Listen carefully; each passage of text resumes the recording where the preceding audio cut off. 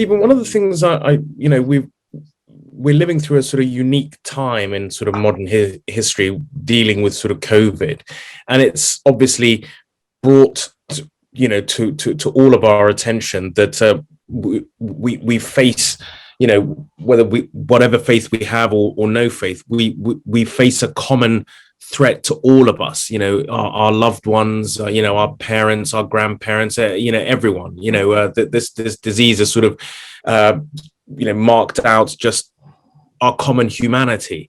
What role do you think the church or sort of faith has in trying to sort of get us out of this? Because obviously one of the main things has been vaccine skepticism that really does affect a lot, certain faith, communities. And so I just want to sort of ask, about sort of faith and COVID, really.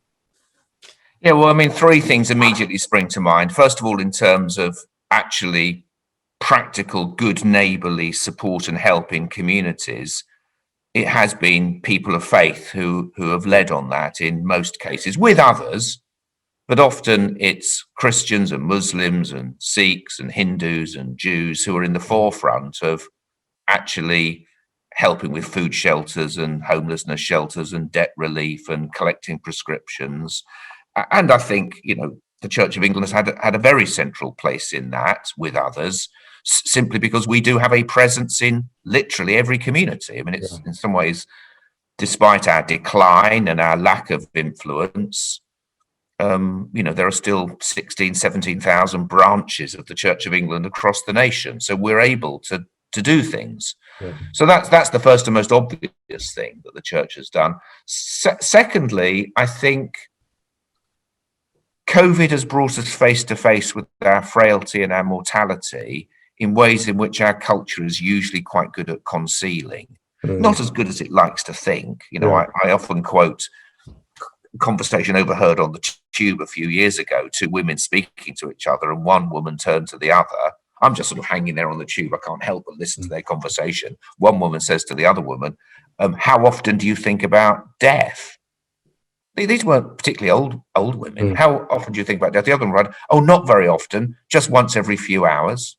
And I thought, that's a really revealing comment that actually, although the culture likes to put it away, as if, right amount of exercise, high fiber diet, you'll live forever. Death is this tragedy, this mistake, but actually we do all know that we're mortal.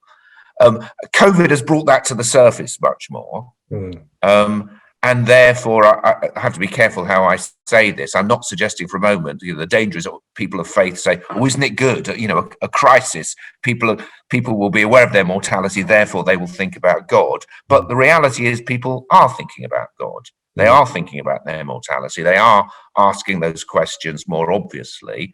And we, people of faith, must respond to that. And in the church, we've experienced some astonishing growth over the past year in very unexpected ways through growth in people participating online with the online communities that we've set up. Now, what will happen post-pandemic, we just don't know.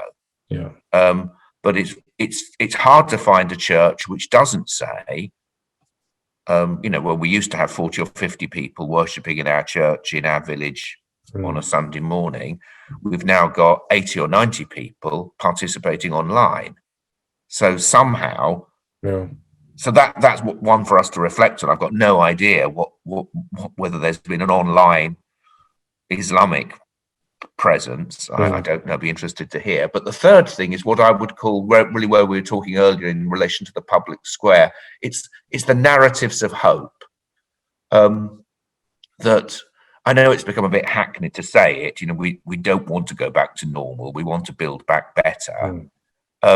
I think awareness of our mortality has also been an awareness of our humanity and our common humanity. We all know that until everyone's vaccinated, there's a sense in which no one is vaccinated. It has to be for everybody.